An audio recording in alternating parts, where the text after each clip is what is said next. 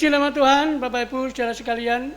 Pada malam hari ini kami ucapkan selamat datang, selamat beribadah. Di dalam kita mau bersama-sama menikmati ibadah pendalaman Alkitab pada kesempatan malam hari ini. Dan mari kita akan bersama-sama mengawali ibadah kita dengan satu pujian, yaitu di dalam buku 100 Nyanyian Rohani nomor 42. Bapa, ku persembahkan tubuhku. Haleluya.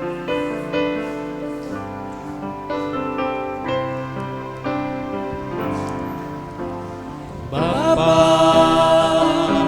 ku persembahkan tubuhku sebagai persembahan yang hidup, kudus dan yang berkenan padamu, sebagai ibadah yang sejati. Sembahkan Tuhan, ku sembahkan Tuhan, ku serahkan hidupku kepadamu untuk kemuliaan namamu. Bapa, ku persembahkan. Bapa, ku persembahkan tubuhku sebagai persembahan yang hidup, kudus dan yang berkenan padamu, sebagai ibadah yang sejati. Ku sembahkan Tuhan, ku sembahkan Tuhan, ku serahkan hidupku kepadamu untuk kemuliaan namamu. Ku sembahkan, haleluya. Ku sembahkan Tuhan, ku sembahkan Tuhan, ku serahkan hidupku kepadamu untuk kemuliaan namamu. Bapa kami yang di dalam surga, pada kesempatan yang indah petang malam hari ini Tuhan, kami senantiasa bersyukur kepada Engkau, di mana kami boleh memiliki satu kerinduan untuk kami dapat mengikuti ibadah, yaitu pendalaman Alkitab ya Tuhan. Ini menjadi satu kebutuhan kami, jemaat-Mu, gereja-Mu, di hari-hari yang terakhir ini Tuhan. Itu sebabnya Tuhan, pada kesempatan ini kami mohon, Engkau tolong kami Tuhan, urapi kami semua dengan Roh-Mu yang kudus, seluruh jemaat-Mu ya Tuhan, supaya dapat senantiasa menggunakan waktu dengan sebaik-baiknya. Oh, bahkan umat-umat mereka yang Tuhan mengikuti ibadah secara online Tuhan, kiranya Engkau juga berkati, Engkau persiapkan Tuhan seluruh jemaat-Mu, bahkan mereka Tuhan yang ada di pojok Sedah Purwodadi, Engkau juga tolong Tuhan, ikut sertakan Tuhan di dalam suasana ibadah pendalaman Alkitab, untuk mendalami Tuhan, supaya hidup kami jemaat-Mu semakin hari semakin dipersiapkan untuk menyambut kedatangan-Mu pada kali yang kedua. Sebab itu Tuhan, kami menyerahkan semuanya kepada Engkau, bahkan semua hamba-hamba-Mu Tuhan yang melayani. Tuhan, Engkau berkati Tuhan, Engkau urapi, supaya Tuhan kiranya pelayanan kami hamba-hamba-Mu kiranya boleh menjadi berkat bagi seluruh jemaat-Mu Tuhan, mereka yang mendengar dan mengikuti ibadah malam hari ini. Kami ingat berdoa untuk hamba-Mu Tuhan, yang senantiasa Engkau mau pakai untuk menjadi saluran berkat lewat firman-Mu Tuhan, yang Engkau sampaikan kepada kami jemaat-Mu. Tuhan, Engkau urapi dengan Roh-Mu yang kudus dari surga. Berikanlah Tuhan kiranya pembukaan firman-Mu yang baru bagi kami Tuhan jemaat-Mu, sehingga kami semakin hari, oh Tuhan, semakin mengerti, semakin dewasa Tuhan di dalam kehidupan iman rohani kami, untuk kami dapat menyambut kedatangan-Mu Tuhan pada kali yang kedua. Terima kasih Tuhan, segala kuasa roh yang jahat, kuasa iblis roh setan, kami tolak di dalam nama Tuhan Yesus Kristus. Kami tengking untuk supaya tinggalkan tempat ini, dan supaya Roh-Mu yang kudus kiranya boleh Tuhan melingkupi kami, bahkan mengurapi kami, sehingga kami suasana ibadah dengan sejahtera, sukacita, untuk kami dapat menerima berkat yang daripada Engkau. Terima kasih Tuhan, dalam berkat nama Tuhan Yesus Kristus kami pohonkan doa permohonan kami. Haleluya, amin.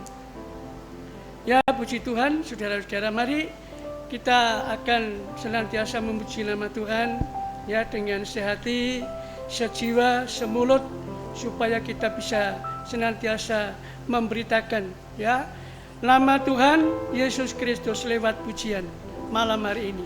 Kita nyanyikan dalam buku Psalm nomor 159. Di kayu salib aku melihat.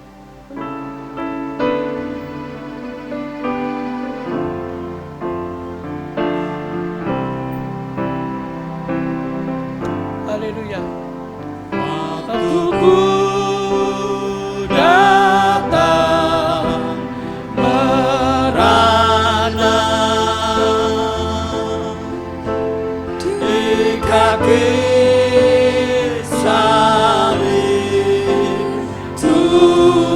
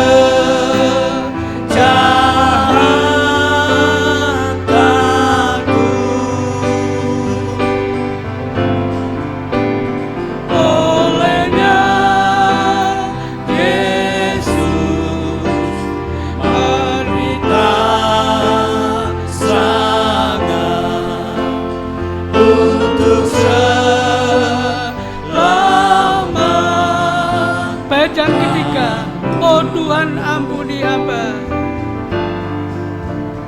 Oh Tuhan, ampuni hamba yang rasa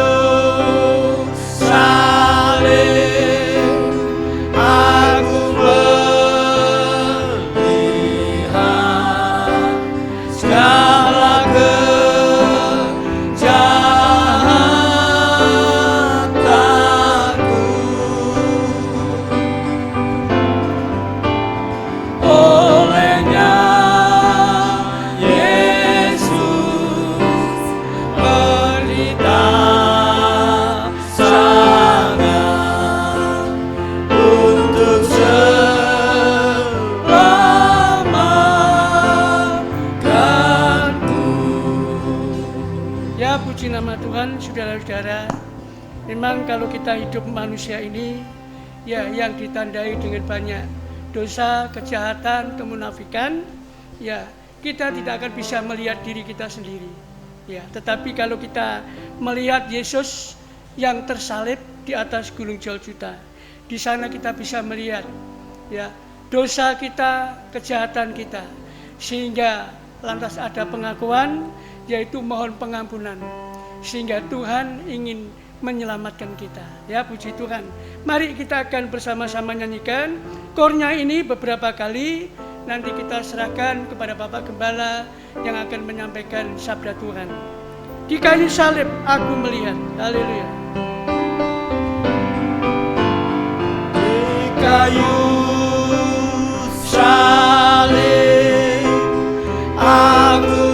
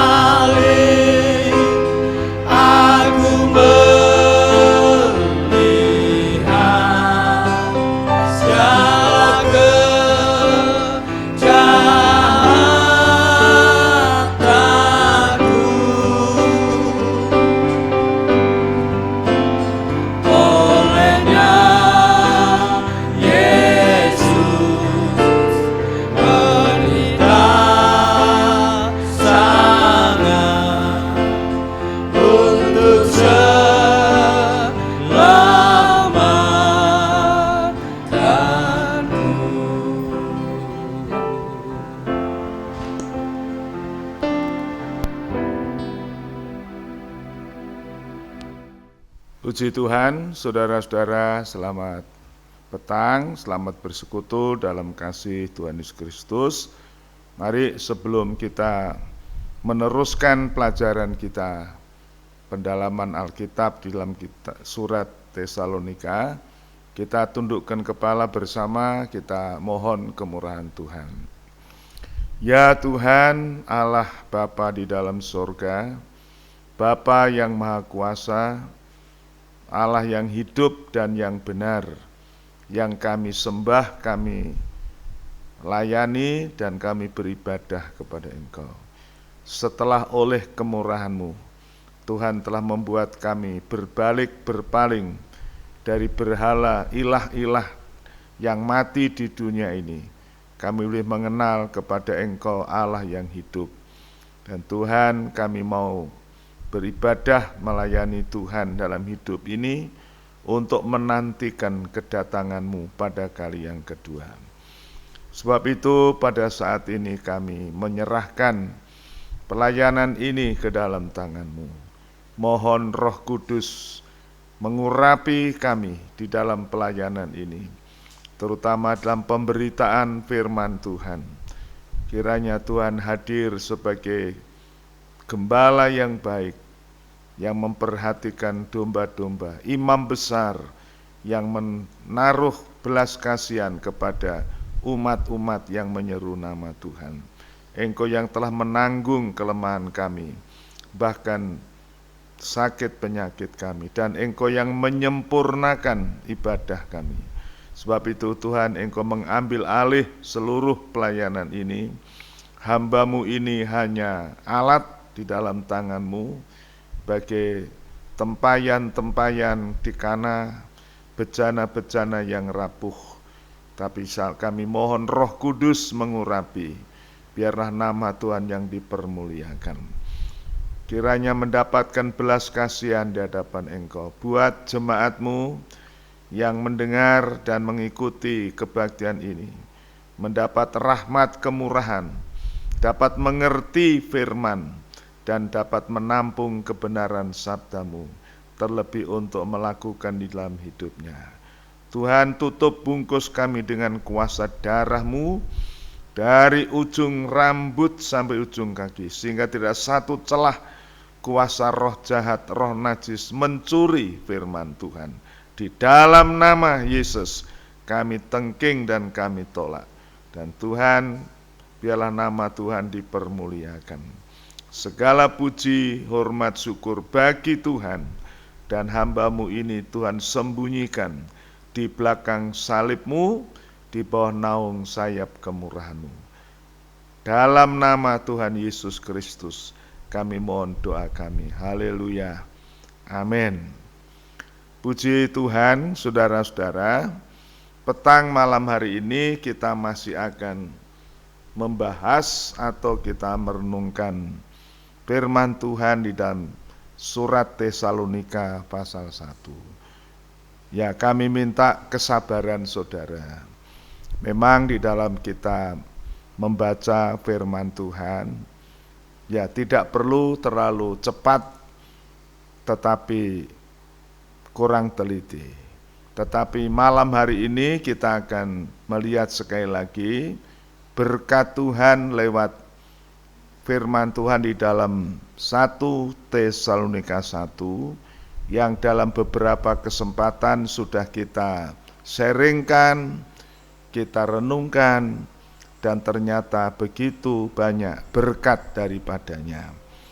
Terutama pada waktu yang lalu kami sudah menyampaikan bagaimana Rasul Paulus merasa bersyukur bahkan bangga dengan jemaat Tesalonika, karena jemaat Tesalonika termasuk jemaat yang sangat muda tetapi mempunyai iman yang begitu teguh dan kokoh. Mereka memenuhi standar Alkitabiah sebagai jemaat Tuhan. Kemarin beberapa hari yang lalu saya sudah sampaikan mempunyai standar, yaitu mempunyai iman yang teguh, kasih yang aktif, dan pengharapan yang tekun. Bahkan jemaat Tesalonika bisa menjadi jemaat yang diteladani, dari mana jemaat itu firman Tuhan bisa bergema, berkembang. Saudara, tetapi juga Rebu yang lalu saya sampaikan, itu juga sangat dibentuk oleh sistem atau karakteristik daripada pemberitaan firman Tuhan. Minggu yang lalu saya tekankan dari sudut atau dari sisi pemberita, dari hamba Tuhan. Paulus bersaksi bahwa Injil atau firman yang disampaikan bukan berwujud atas kata-kata, tetapi itu ditunjukkan di dalam sikap perbuatan, atau tindakan-tindakan Paulus sebagai seorang hamba Tuhan di tengah-tengah jemaat Tesalonika. Dan mereka tahu bagaimana Paulus hidup di dalam firman, sehingga dengan kata lain, firman itu bukan firman yang kata-kata teoritis, tetapi firman yang praktis, firman yang aplikatif, yang dilakukan, dialami oleh Rasul Paulus, yaitu diberitakan. Sehingga firman itu bukan saja berita yang didengar, tetapi merupakan berita yang bisa diraba. Seperti yang tersurat di dalam 1 Yohanes 1 ayat 1 dan seterusnya. Firman tentang hidup yang diberitakan itu dapat dilihat, dapat dipandang, disaksikan, diraba. Sehingga firman itu bukan firman yang logos, artinya hanya cita-cita, tetapi firman yang konkret. Firman yang diberitakan bukan firman yang abstrak, yang tertulis saja, tetapi firman yang konkret, yang dibuktikan dengan kenyataan. Dan itulah yang diberitakan Rasul Paulus, sehingga Paulus katakan bukan dengan kata-kata yang hikmat, tetapi dengan kuat kuasa Roh Kudus. Nah, saudara, itu sebabnya maka firman yang diberitakan dengan kuat kuasa Roh Kudus itu telah membentuk jemaat Tesalonika, jemaat yang kokoh. Sehingga sekalipun mereka tertindas, mereka dianiaya, mereka tetap berpegang teguh kepada firman Tuhan. Dan mereka dengan mata rohani mereka menantikan Tuhan. Nah, saudara, kita masih akan melihat lagi, saudara. Kita akan membaca firman Tuhan pada malam hari ini di dalam 1 Tesalonika 1. Kita akan membaca ayat 9 dan 10 yang demikian bunyi firman Tuhan. Sebab mereka sendiri bercerita tentang kami, bagaimana kamu sambut, dan bagaimana kamu berbalik dari berhala-berhala kepada Allah untuk melayani Allah yang hidup dan yang benar, dan untuk menantikan kedatangan anaknya dari surga yang telah dibangkitkannya dari antara orang mati, yaitu Yesus, yang menyelamatkan kita dari murka yang akan datang. Saudara, ini tema sudah saya singgung beberapa waktu yang lalu, bahwa surat Tesalonika ini, saudara, ada garis besar atau kerangka yang merupakan bingkai daripada surat ini, bahwa Paulus tuliskan tentang keteguhan iman jemaat, kemudian bagaimana jemaat hidup di dalam kekudusan, dan juga terutama diarahkan untuk menantikan kedatangan Tuhan pada kali yang kedua, dan juga bagaimana untuk menantikan kedatangan itu bagaimana harus hidup, yaitu hidup di dalam kekudusan, di dalam keadaan siuman sebagai anak-anak terang. Nah, saudara, kondisi, situasi, keadaan dunia dewasa ini atau keadaan di sekitar kita yang kita rasakan, kita lihat, kita saksikan, saudara-saudara, kalau kita tinjau dengan ukuran atau bercermin kepada Alkitab, nubuatan firman Tuhan, itu menunjukkan bahwa kedatangan Tuhan itu sudah begitu dekat. Ya, kedatangan Tuhan yang saya maksud ini adalah kedatangan Tuhan untuk gerejanya, yang di dalam bahasa asing atau bahasa Inggris dikatakan rapture, artinya pengangkatan gereja, pengangkatan orang-orang kudus di angkasa atau di udara bertemu Tuhan. Nah, inilah saudara yang menjadi fokus jemaat Tesalonika, juga harus menjadi fokus kita. Sementara kita beribadah kepada Tuhan, melayani Tuhan, kita bukan melayani asal melayani, tetapi kita mempunyai satu fokus atau mempunyai satu masa depan, kerinduan kita menantikan kedatangan Tuhan. Saudara, jadi kalau dari ayat yang kita baca tadi, dari skenario atau scan daripada kehidupan kita orang Kristen, itu pertama kita sebagai orang-orang penyembah berhala. Nah, berhala itu bisa wujud patung, tetapi juga bisa wujud benda yang sekarang saudara pegang itu kalau tidak hati-hati juga bisa menjadi berhala. Apa yang saudara pegang sekarang itulah HP, iPad dan sebagainya. Kalau saudara mencintai itu lebih daripada firman dan kepada Tuhan, itu bisa menjadi berhala. Demikian juga hobi, kebiasaan-kebiasaan, kalau itu semua menyebabkan, mendesak kita tidak bisa bersekutu dengan Tuhan. Mungkin juga pekerjaan, mata pencaharian, saudara, itu bisa berubah menjadi semacam berhala.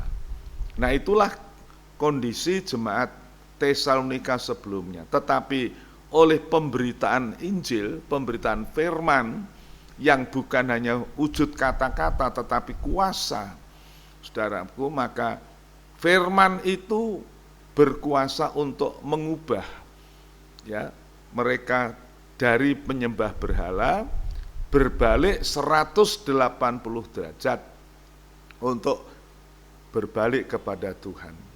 Ya, berbalik kepada Tuhan. Itu scan yang pertama. Scan yang kedua yaitu mereka setelah mengenal Tuhan, melayani Tuhan atau beribadah kepada Tuhan, Allah yang hidup dan Allah yang benar. Tadinya waktu kita menyembah berhala itu adalah Allah yang mati, saudara. Ya, Allah yang mati. Saya sudah berulang-ulang katakan, berhala itu mati. Dia tidak bisa menolong kita, tidak bisa mendengar doa kita dan seterusnya. Tetapi setelah kita mengenal Allah oleh firman Injil, maka kita mengenal Allah yang hidup dan benar. Ya, Allah yang hidup itu mendengar, melihat dan juga menolong kita. Oh, sebab itu kita mau melayani Dia dengan sungguh-sungguh. Tetapi saudara, waktu sementara kita melayani, kita harus mengarahkan perhatian kita yaitu menantikan Tuhan Yesus datang dari surga. Dikatakan untuk melepaskan dari murka yang akan datang. Nah, saudara, malam hari ini saya ingin menekankan ini karena seperti saya kemukakan tadi, kondisi keadaan sekitar kita, baik negeri kita secara nasional, regional, lokal atau internasional, saudara-saudara, sungguh-sungguh kalau kita peka dan kita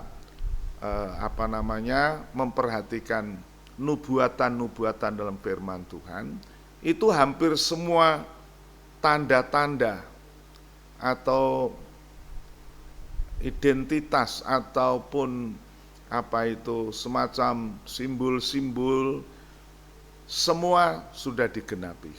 Dan di hari-hari ini sudah semakin jelas munculnya pendurhaka, munculnya manusia durhaka. Sudah makin nampak gejala-gejalanya, termasuk saudara yang menyelinap di dalam corona ini. Sebetulnya kalau saudara jeli, maka ada oknum atau pribadi yang mengendalikan dari belakang layar, yang akhirnya akan mengarahkan kita kepada satu keadaan yang menyedihkan. Tetapi puji Tuhan, saudara, malam hari ini kita akan melihat ayat ini, menantikan kedatangan Yesus yang akan melepaskan kita dari murka. Melepaskan kita dari murka. Saya ingin menyampaikan, saudaraku, bahwa scan daripada kedatangan Tuhan itu, ya, seperti yang sudah sering saya singgung, dan ini saya ingin mengulangi karena ingin mengingatkan saudara. Ini waktunya, ini saatnya, supaya kita tidak hanya mendengar tentang kedatangan Tuhan, atau kita mengerti tentang kedatangan Tuhan, tapi saya rindu sebagai seorang hamba Tuhan, yang bertanggung jawab untuk jemaat yang dipercayakan. Saya ingin mengajak saudara, sungguh-sungguh kita menyadari bahwa kedatangan Tuhan sudah dekat.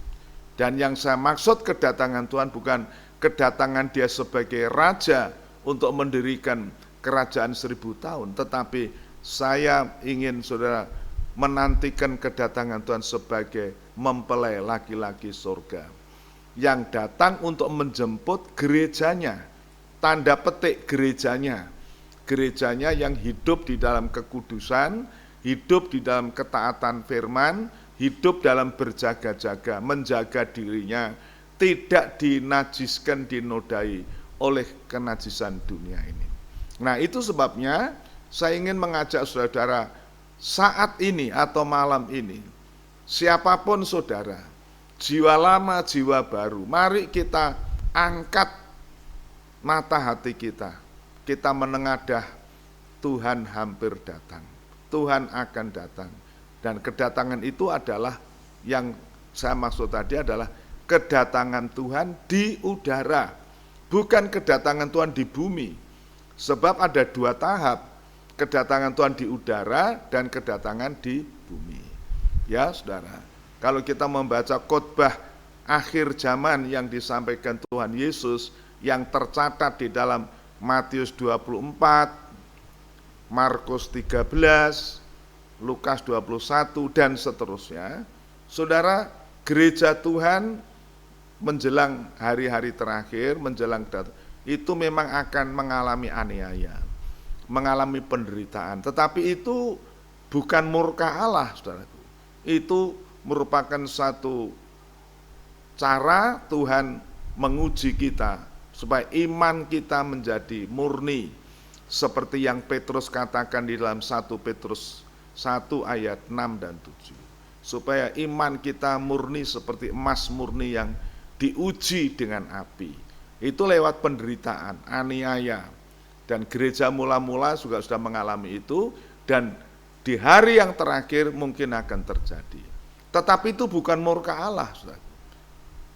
Tetapi yang dimaksud murka Allah ini adalah murka yang ditumpahkan kepada segenap bumi ini, ya.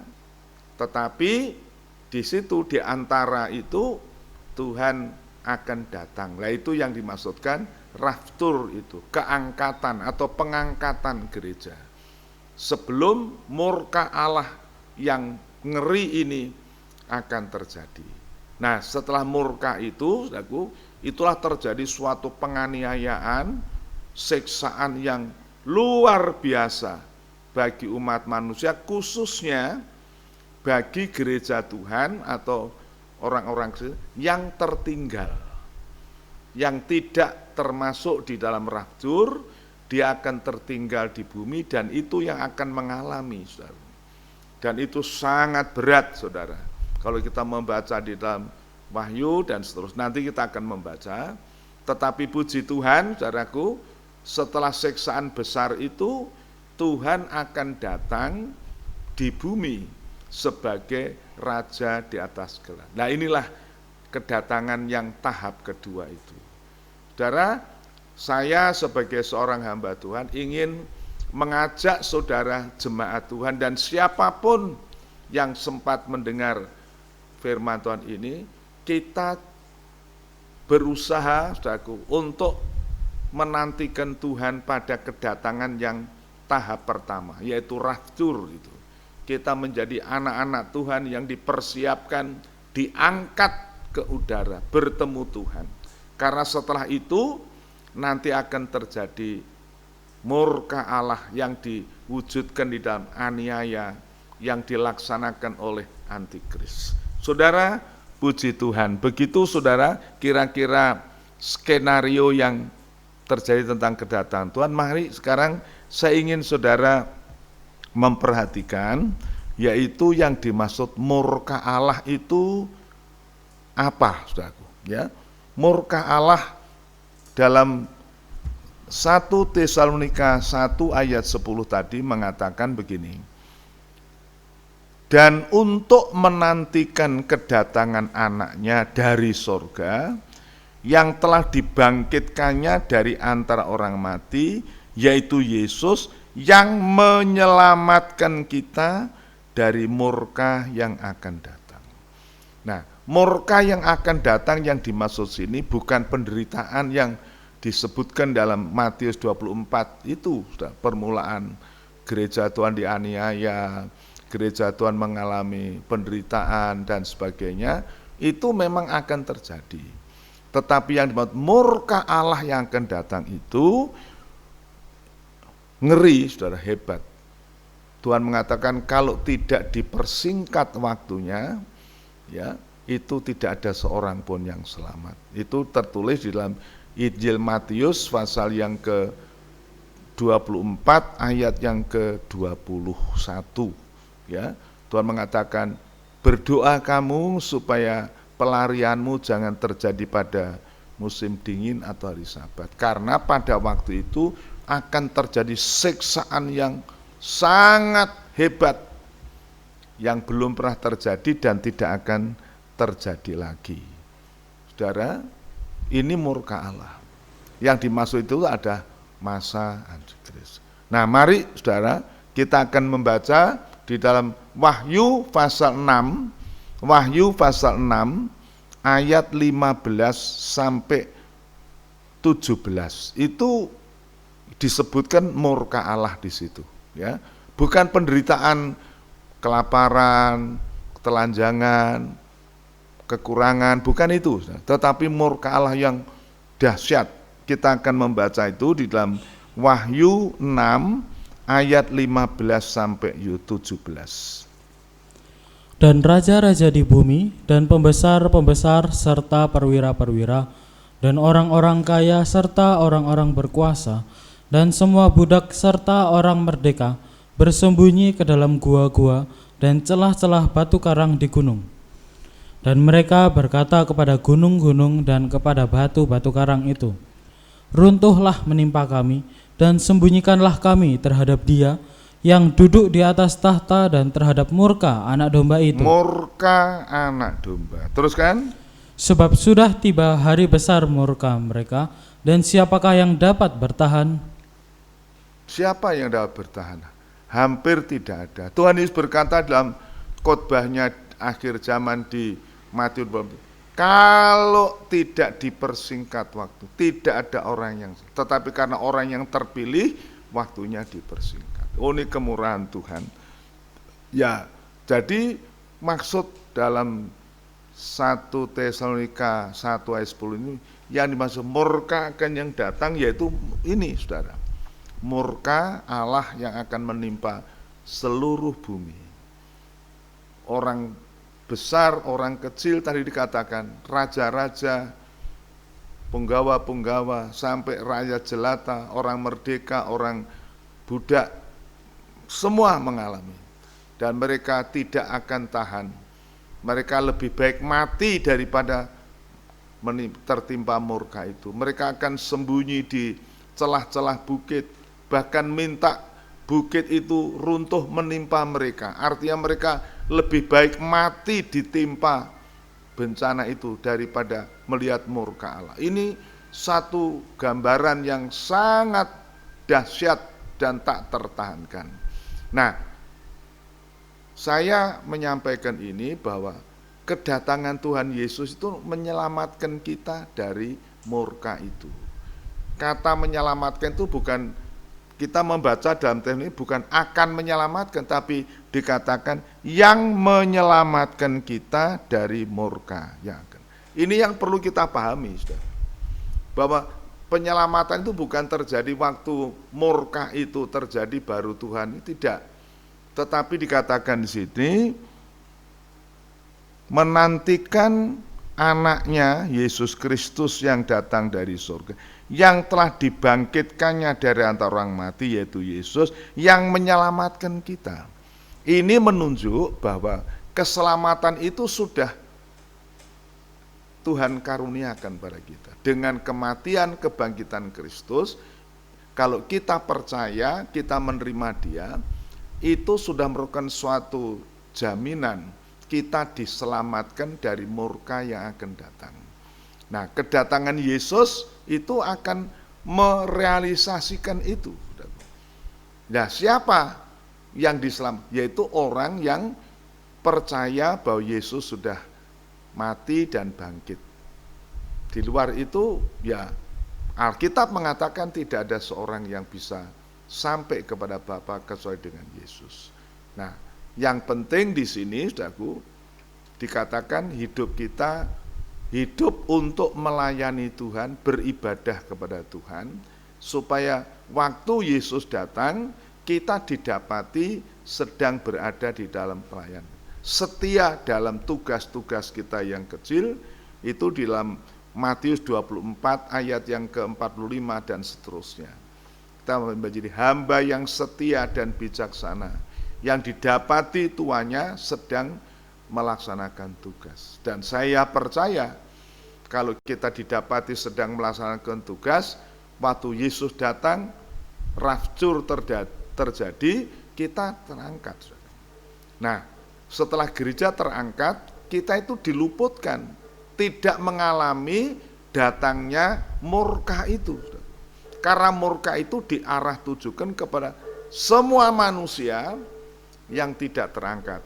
Termasuk, saya katakan, termasuk orang-orang Kristen yang tidak bertobat. Orang-orang Kristen yang hanya Kristen KTP, Kristen tanpa pertobatan. Mereka mengaku Yesus sebagai juru selamat, tetapi hidup mereka hidup di dalam hawa nafsu. Seperti yang saya sudah sampaikan di dalam studi surat Yudas, mereka menyalahgunakan kasih karunia Allah untuk melampiaskan hawa nafsu mereka. Mereka pasti akan mengalami ini. Oh, sebab itu saya terdorong untuk menyampaikan ini, mengingatkan kepada jemaat-jemaat yang saya layani, khususnya, tetapi kepada anak-anak Tuhan pada umumnya. Mari kita mau mempersiapkan diri kita. Kita sudah diselamatkan dari dosa, diselamatkan dari dunia yang gelap ini, supaya kita diselamatkan pada hari kedatangan Tuhan, yaitu kita dihindarkan dari murka yang akan datang. Dan tadi kita sudah membaca dalam kitab Wahyu 6 itu, murka itu hampir-hampir tidak tertahankan. Sebab itu, mari kita dalam menantikan kedatangan Tuhan, kita dapat berusaha hidup sesuai dengan kehendak Tuhan. Untuk itu, mari kita akan membaca, saudaraku, di dalam Injil Lukas 21 ayat 34 sampai 36. Lukas 21 ayat 34 sampai 36. Nasihat supaya berjaga-jaga. Nasihat supaya berjaga-jaga, maksudnya berjaga-jaga untuk hari kedatangan Tuhan itu, ya. Jagalah dirimu supaya hatimu jangan syarat oleh pesta pora dan kemabukan serta kepentingan-kepentingan duniawi, dan supaya hari Tuhan jangan dengan tiba-tiba jatuh ke atas dirimu seperti suatu jerat. Ya, ini nasihat, supaya hati tidak terpikat kepada kepentingan-kepentingan duniawi, terutama tentang makan minum, mabuk. Itu berbicara tentang kehidupan daging, kehidupan hawa nafsu. Kepentingan-kepentingan dunia, ya apa saja yang merupakan kepentingan dunia ini, yang merupakan jerat, saudara. Saudara tahu jerat itu adalah perangkap. Waktu saya masih di desa, masih kecil, Saya seringkali kalau musim panas begitu, kita memikat, memasang perangkap jerat untuk burung-burung yang haus, maka kita sediakan air minum kecil di mangkok kecil atau di dalam itu. Tetapi di sekeliling itu kita pasang jerat.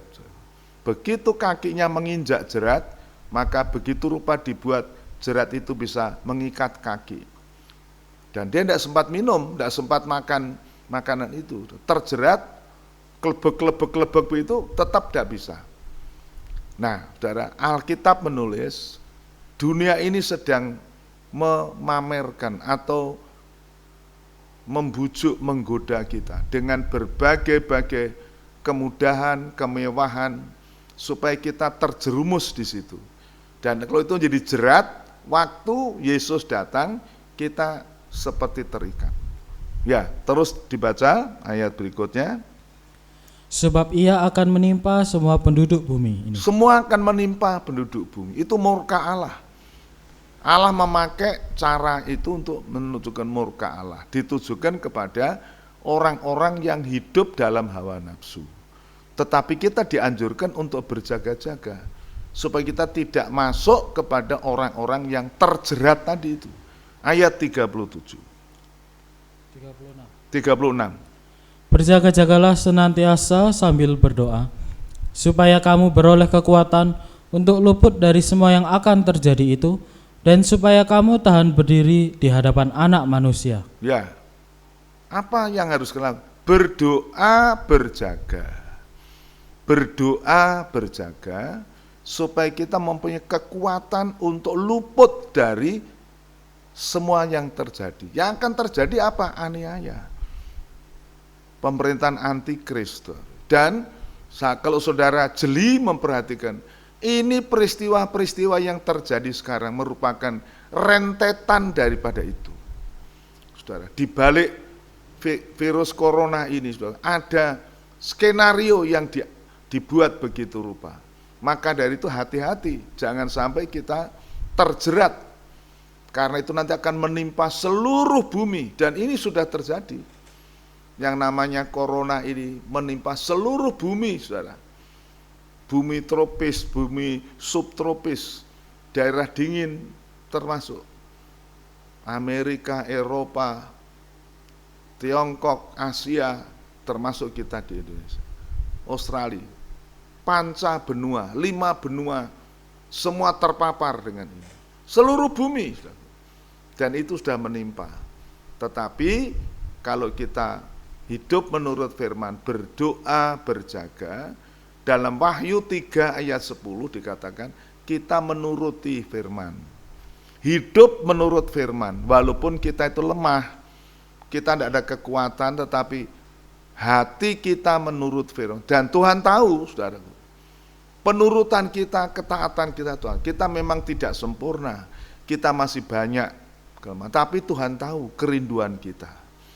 Oh Tuhan, dalam 1 Yohanes dikatakan, kalau hati kita itu menyalahkan, Tuhan lebih besar daripada kita. Dia tahu, saudaraku, ya. Mari kita akan membaca itu, saudaraku, ya, bahwa Allah akan meluputkan kita dari hal-hal yang itu, saudara-saudara, yaitu bagaimana kita diluputkan dari keadaan itu. Puji Tuhan, ya, puji Tuhan, saudara. Kita akan membaca firman Tuhan itu di dalam 1 Tesalonika pasal 5 ayat 9. 1 Tesalonika pasal 5 ayat 9. Karena Allah tidak menetapkan kita untuk ditimpa murka, tetapi untuk beroleh keselamatan oleh Yesus Kristus Tuhan kita. Nah, ini jaminan buat kita.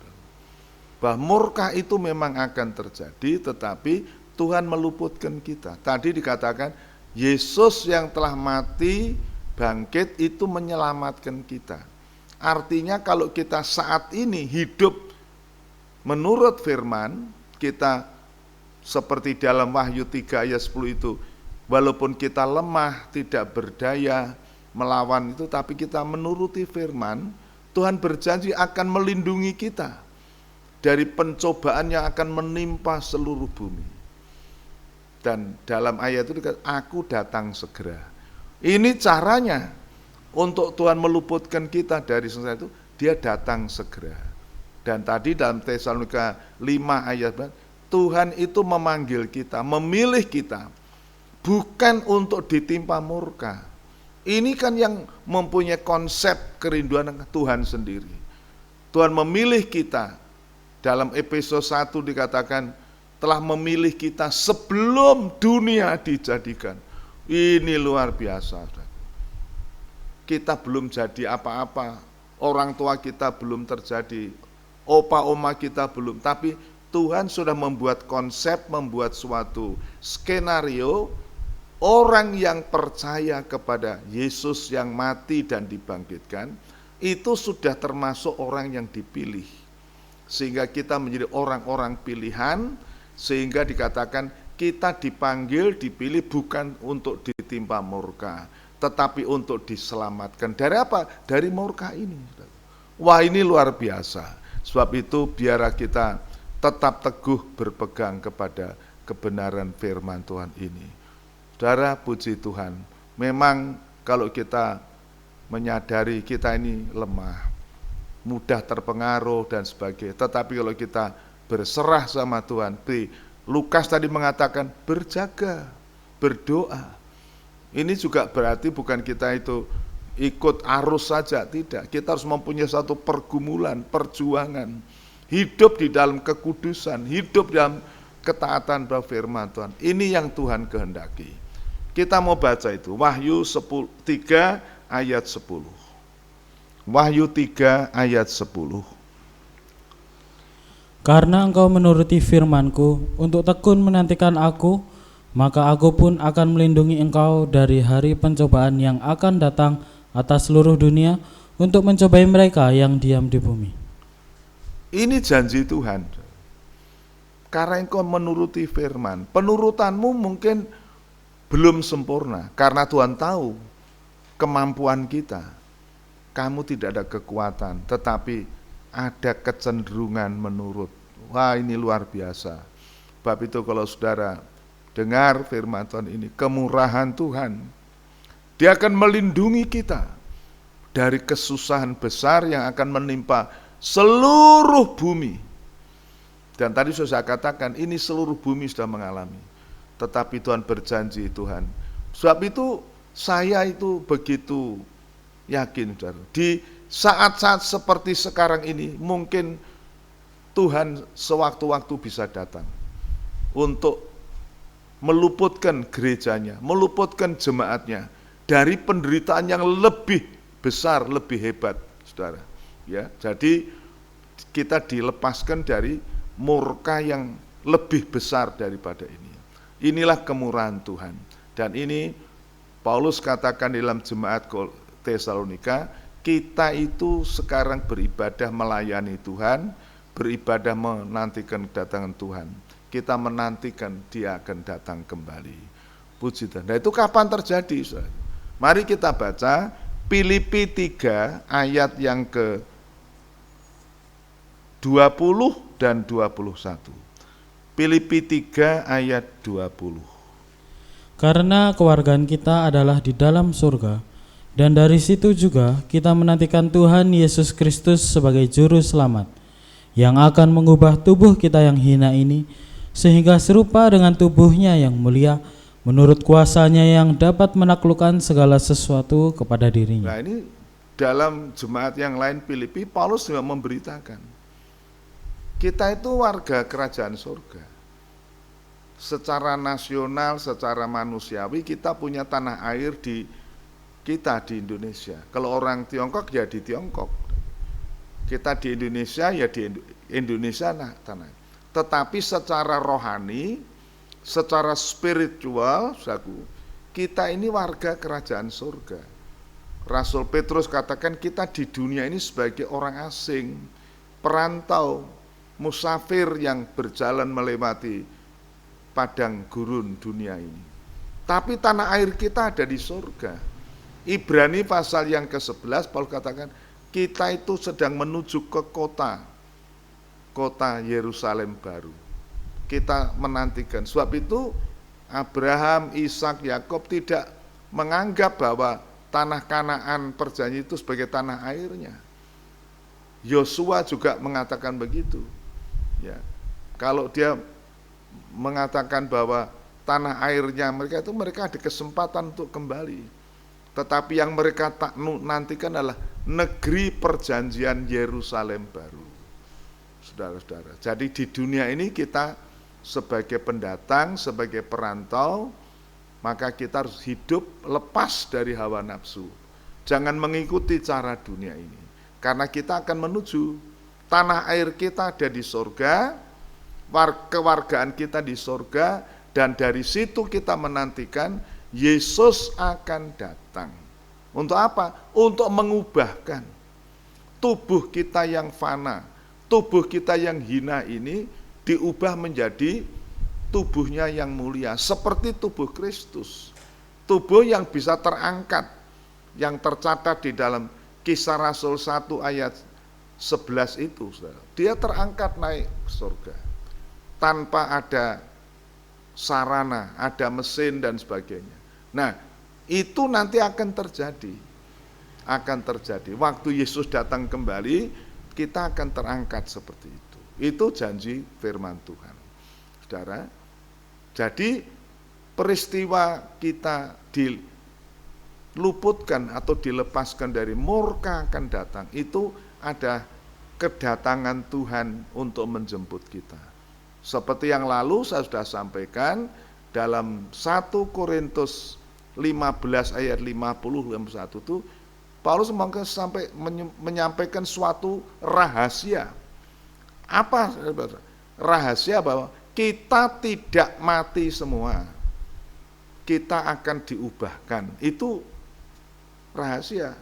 Karena dalam Ibrani pasal 9 ayat 26 dikatakan 27, manusia itu sudah ditetapkan harus mati. Tetapi Paulus katakan ini rahasia, artinya tidak semua terjadi. Kalau Yesus datang pada kali yang kedua, waktu kapan? Waktu sangkakala berbunyi, maka orang yang masih hidup akan diubahkan. Itu Paulus katakan ini rahasia. Tidak semua orang tahu, maksudnya karena rahasia. Jadi masa keubahan. Nah, tadi dalam Filipi 3 ayat 20, Tuhan Yesus datang dari surga ke bumi ini untuk mengubah tubuh kita yang hina, yang fana ini akan diubah menjadi tubuh kemuliaan seperti yang dia miliki, supaya kita bisa terangkat ketemu Tuhan. Nah, ini kapan, Saudaraku? Nah, inilah yang kita tunggu. Itulah yang terjadi pada waktu keangkatan itu. Pada waktu keangkatan itu, saudara-saudara, orang-orang yang mati dalam Kristus akan dibangkitkan, tetapi kita yang masih hidup akan diubahkan. Kita akan membaca ayat itu sekali lagi, saudaraku, ya, di dalam 1 Korintus 15 ayat 50 dan 51. 1 Korintus 15 ayat 50 dan 51. Saudara-saudara, inilah yang hendak kukatakan kepadamu, yaitu bahwa daging dan darah tidak mendapat bagian dalam kerajaan Allah. Bukan tubuh darah daging ini yang akan terangkat, bukan. Tubuh kemuliaan, ya. Teruskan. Dan bahwa yang binasa tidak mendapat bagian dalam apa yang tidak binasa. Teruskan. Sesungguhnya aku menyatakan kepadamu suatu rahasia. Rahasia. Teruskan. Kita tidak akan mati semuanya, tetapi kita semuanya akan diubah. Kita akan diubah. Teruskan. Dalam sekejap mata, pada waktu bunyi nafiri yang terakhir. Sebab nafiri akan berbunyi, dan orang-orang mati akan dibangkitkan dalam keadaan yang tidak dapat binasa, dan kita semua akan diubah. Ini yang akan terjadi pada waktu rapture itu, keangkatan. Yesus akan datang dengan bunyi sangkakala atau nafiri, dan orang mati akan dibangkitkan. Dibangkitkan dalam tubuh kemuliaan. Yang kuburkan itu tubuh jasmani yang lalu, jadi tanah. Bukan itu yang dibangkitkan, tapi Tuhan memberikan dalam 1 Korintus 15, Allah memberikan tubuh kemuliaan. Seperti kalau kita tanam jagung, bukan biji jagung itu yang tukul, tapi Tuhan memberikan batang tubuh. Demikian juga kepada kita manusia. Tuhan akan memberikan tubuh kemuliaan yang bisa terangkat. Nah, mari kita baca referensinya di dalam 1 Tesalonika 4 ayat 16 dan 17. 1 Tesalonika pasal 4 ayat 16 dan 17. Sebab pada waktu tanda diberi, Waktu tanda diberi, terus kan? yaitu pada waktu penghulu malaikat berseru dan sangkakala Allah berbunyi. Sangkakala Allah berbunyi. Tadi Paulus nafiri ditiup, terus kan? Maka Tuhan sendiri akan turun dari surga. Tuhan sendiri, Tuhan Yesus sendiri, tidak utusan. Seperti beritanya 2 orang malaikat di Kisah Rasul 1 ayat 11 itu, dia akan turun seperti kamu lihat, dia akan turun ke bumi. Tuhan sendiri, Tuhan Yesus akan turun, terus kan? Dan mereka yang mati dalam Kristus akan lebih dahulu bangkit. Orang yang mati di dalam Kristus akan bangkit lebih dulu, terus kan? Sesudah itu, kita yang hidup, yang masih tinggal, akan diangkat bersama-sama dengan mereka dalam awan, Ya. menyongsong Tuhan di angkasa. Begitu saudaraku, kita akan diangkat, diubahkan. Itulah peristiwa keangkatan yang kita tunggu-tunggu. Dan inilah yang dimaksud Paulus tadi dalam 1 Tesalonika 1 itu. Kita menantikan kedatangan anaknya Yesus Kristus yang sudah mati dan bangkit untuk kita, melepaskan kita, menyelamatkan kita dari murka. Dari murka itu, saudaraku. Maksudnya Tuhan mengangkat gerejanya, setelah itu murka Allah terjadi. Ya, di dalam 2 Tesalonika pasal 2 dikatakan, yang menahan itu akan disingkirkan. Siapa yang menahan? Gereja Tuhan. Roh Kudus akan diangkat, sehingga waktu itu manusia durhaka atau antikris itu akan merajalela dan akan menguasai bumi. Nah, disitulah terjadi, saudaraku, aniaya, siksaan, murka Allah dilimpahkan, sehingga raja-raja, pemerintah-pemerintah, penguasa, tadi orang merdeka, orang hamba, semua menderita. Mereka lebih baik mati daripada melihat murka Allah yang terjadi. Tetapi itu tidak akan menimpa gereja Tuhan yang hidup menurut firman Tuhan tadi. Tetapi saya sebetulnya tidak tegel untuk menyampaikan ini. Nanti ada anak-anak Tuhan, orang-orang Kristen yang tertinggal kalau dia tidak bertobat, dia tidak hidup sesuai dengan firman Tuhan. Sebab itu, saudaraku, ini kesempatan yang indah. Dengan peristiwa-peristiwa yang terjadi, jangan membuat kita lesu, jangan membuat kita menjadi apatis. Mari kita bangkit, kita teguhkan iman kita, kita mengikut Tuhan dengan sungguh-sungguh, dan kita mencari Tuhan dengan segera, menuruti firman semampu kita, saudaraku, dalam pimpinan Roh Kudus. Oh, puji Tuhan, saudaraku, ya. Firman Tuhan malam hari ini mengingatkan kita, terutama yang sangat relevan dengan kondisi sekarang, yaitu tanda-tanda zaman, kejahatan bertambah-tambah. Paulus katakan sudah hampir tengah malam, kita patut bangun dari tidur. Keselamatan yang Tuhan berikan itu semakin dekat daripada tatkala kita baru percaya. Oh, mari kita menunggu kepengangkatan kita. Dalam Roma 8 dikatakan, kita nanti akan dinyatakan kemuliaan anak-anak Allah. Diangkat tubuh kita, dibebaskan dari segala penderitaan ini. Puji Tuhan. Yang terakhir, saudara, kita akan membaca di dalam Markus 13. Markus 13 ayat 33 dan berikutnya, ini nasihat Tuhan di dalam khotbah akhir zaman. Disimpulkan di situ, ya. Setelah terjadi aniaya besar, maka Anak Manusia akan datang. Sebab itu kita harus berjaga-jaga. Maksudnya berjaga-jaga bukan waktu Yesus datang di bumi untuk membangun kerajaan, datang di awan-awan, di angkasa. Ya, Markus 13 ayat 33. Nasihat supaya berjaga-jaga. Nasihat supaya berjaga-jaga. Hati-hatilah dan berjaga-jagalah, sebab kamu tidak tahu bila manakah waktunya tiba. Nah ini, walaupun saya menyampaikan itu, tidak bisa saya mengatakan, oh tanggal sekian, bulan sekian, tahun sekian. Tidak bisa. Dan tidak bisa itu, saudaraku. Tidak boleh. Karena dikatakan dalam Matius 24 itu, tidak ada seorang pun yang tahu. Jadi kalau ada seorang pendeta atau nabi atau rasul mengaku menentukan, itu tidak betul. Jangan percaya. Tetapi yang maksud Tuhan, kita berjaga dan berdoa. Jaga hatimu, jangan terpengaruh dengan dunia, tapi tetap berjaga. Tolong diulangi ayat 33. Hati-hatilah dan berjaga-jagalah. Hati-hatilah dan berjaga-jaga. Terus? Sebab kamu tidak tahu bila manakah waktunya tiba. Kamu tidak tahu waktunya.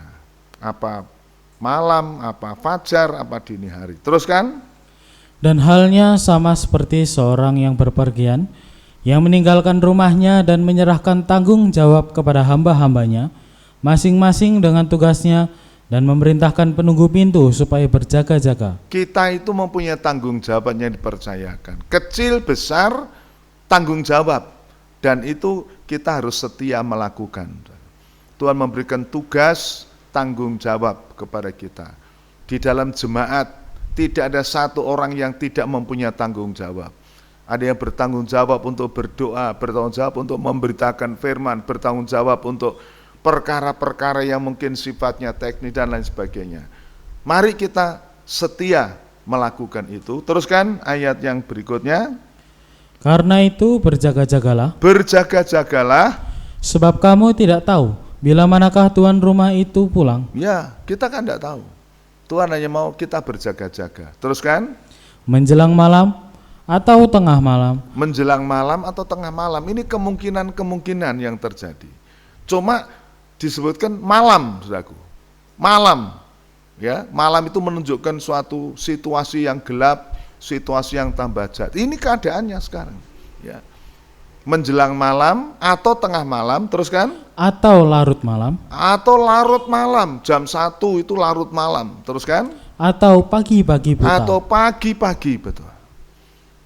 Ini kemungkinan-kemungkinan yang serba ini. Tetapi dalam 2 Petrus 1, kita menunggu sampai fajar menyingsing, bintang timur terbit, itu fajar. Pagi-pagi hari. Tapi kan saya tidak bisa mengatakan, oh tidak. Yang penting jangan-jangan menjelang malam Tuhan datang. Atau tengah malam Tuhan datang. Tapi kita didapati berjaga. Terus kan?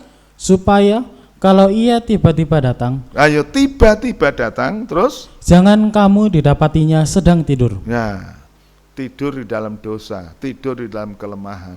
Ya, teruskan? Apa yang kukatakan kepada kamu, kukatakan kepada semua orang, berjaga-jagalah. Ya, berjaga-jaga. Semua orang, Tuhan hanya katakan berjaga-jaga. Tidak bilang, oh nanti kamu siap ya tanggal sekian, tahun sekian. Tidak, berjaga-jaga aja. Setiap saat, setiap detik. Kalau Tuhan datang, kami siap. Kita akan bertemu Tuhan di udara. Dan Tuhan katakan, begitulah kamu akan menyongsong Tuhan di angkasa. Ada pertemuan di udara. Oh itu nyanyian, saya masih anak sekolah minggu, nyanyian itu indah, saudaraku. Ada pertemuan di udara. Itulah yang kita tunggu, itulah rapture yang Tuhan janjikan. Dan seperti jemaat Tesalonika, kita sekarang setia melayani Tuhan, beribadah pada Tuhan, dan menantikan kedatangan Tuhan. Mari saudara, kita akan mengakhiri pelajaran ini. Saya mengajak saudara menyanyi semua nyanyian ini.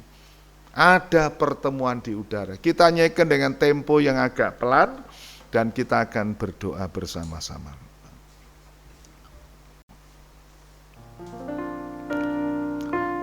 Ada pertemuan di udara, pertemuan yang manis.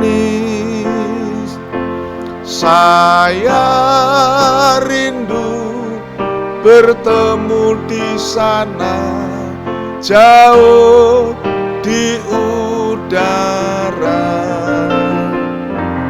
Nyanyian yang terdengar yang belum pernah didengar adalah kegirangan, dan anak Allah yang pimpin kita pertemuan di udara. Ada pertemuan di udara, pertemuan yang manis. Saya rindu bertemu di sana, jauh di udara. Nyanyian yang terdengar yang belum pernah didengar adalah kegirangan, dan anak Allah yang pimpin kita pertemuan di udara. Walaupun tidak ada seorang yang bisa memberitahu kapan ini terjadi, tetapi firman Tuhan mengingat, berjaga-jaga, bersiap sedia. Dia akan datang secara tiba-tiba. Saudara-saudara, biarlah di hari-hari yang demikian darurat ini, saya mengingatkan saudara, ikut Tuhan, beribadah dengan sungguh. Saudara yang masih setengah-setengah, saudara yang masih bergelimang di dalam hal-hal yang tidak dikehendaki Tuhan, pertobatanmu masih diragukan, bertobat sekarang. Kita kembali kepada Tuhan, berbalik dari berhala, kita menyembah Allah dengan sungguh-sungguh, supaya waktu Tuhan datang, kita tidak ketinggalan. Sebab kalau ketinggalan, kita akan mengalami murka Allah yang besar.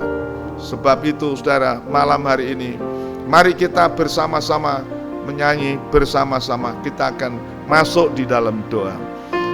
Ada pertemuan di udara, pertemuan yang manis. Saya rindu bertemu di sana, jauh di udara. Nyanyian yang terdengar yang belum pernah didengar adalah kegirangan, dan anak Allah yang pimpin kita pertemuan di udara. Ya Tuhan Allah Bapa di dalam sorga, Tuhan Yesus Kristus yang kami nantikan waktu Engkau datang kembali seperti janji Tuhan. Engkau naik ke surga untuk menyediakan tempat bagi kami, dan kalau sudah sedia Tuhan akan datang kembali menyambut kami, datang kepadamu, supaya di mana Engkau ada, kami ada di sana. Tuhan, janji-Mu ya dan amin. Dan malam hari ini kami sungguh bersyukur bila mendengar firman Tuhan yang mengingatkan kami tentang hari di mana Tuhan akan datang dari surga untuk menyelamatkan kami dari murka yang akan datang. Firman-Mu dalam Wahyu pasal 6 ayat 15-17 memberitahukan murka Allah yang akan menimpa segenap bumi. Begitu dahsyat dan hebat, tidak ada seorang yang bertahan. Tetapi janji Tuhan, Engkau akan datang menyelamatkan. Engkau menjemput gerejamu, bertemu Tuhan di udara. Inilah kerinduan kami, ini dambaan kami.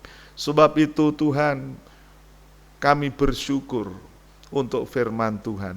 Dalam 1 Tesalonika 5 ayat Tuhan mengatakan, Tuhan memilih kami bukan untuk ditimpa murka, tapi untuk diselamatkan. Tuhan, terima kasih. Terima kasih karena penyelamatan bukan kekuatan kehendak kami, tetapi Tuhan sendiri. Dan kami percaya Tuhan yang Maha Kuasa melaksanakan kehendak-Mu dan firman-Mu. Sebab itu kami berdoa untuk seluruh jemaat Tuhan yang Engkau percayakan kepada hamba untuk menggembalakan. Malam ini hamba-Mu telah mengingatkan mereka supaya mereka dijagakan. Kami doakan mereka yang lemah, Tuhan berikan kekuatan. Bahkan yang jatuh, Tuhan angkat.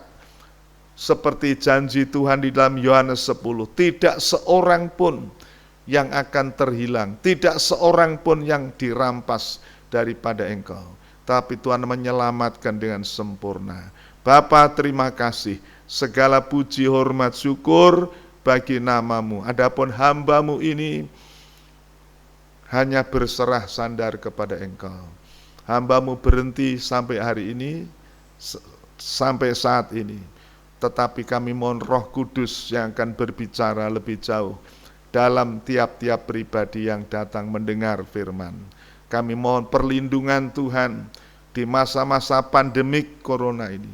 Lindungi Tuhan jemaat-Mu, tiap-tiap pribadi mulai dari orang tua sampai anak-anak, supaya tidak ada seorang pun yang terpapar. Tuhan, dari ujung rambut sampai ujung kaki, tutup dengan kuat kuasa darah-Mu. Tuhan, sampai Engkau datang, kami terangkat bersama-sama dengan Tuhan, bersama-sama dengan orang-orang kudus yang telah Engkau selamatkan. Terima kasih Tuhan, terima kasih. Tanamkan, meteraikan firman-Mu di dalam hati kami, dan berikan kami kekuatan. Segala puji bagi Tuhan. Dan sebelum kami mengakhiri ibadah ini, kami mohon kiranya berkat anugerah, damai sejahtera kasih sayang Tuhan Yesus turun menyertai saudara-saudara sekalian mulai hari ini sampai Dia datang di awan yang permai. Maranatha, haleluya, dalam nama Tuhan Yesus, amin. Puji Tuhan, selamat malam saudara-saudaraku, selamat menikmati berkat Tuhan yang Tuhan sudah sediakan. Haleluya, amin.